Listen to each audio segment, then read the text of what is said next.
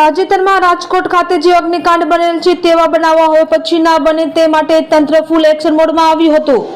ત્યારે વહીવટી તંત્ર તમામ વિભાગને સાથે રાખીને ધારી શહેરમાં આવેલ રિસોર્ટ તેમજ રેસ્ટોરન્ટ અને ચાની હોટલ ચલાવતા વેપારીઓની દુકાનને સીલ મારવાની કાર્યવાહી હાથ ધરવામાં આવી હતી।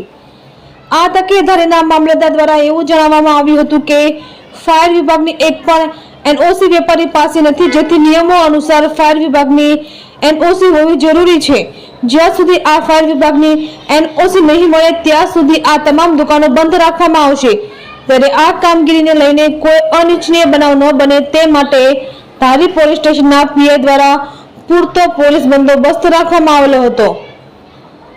રિપોર્ટર સંજય વાળા, ધારી।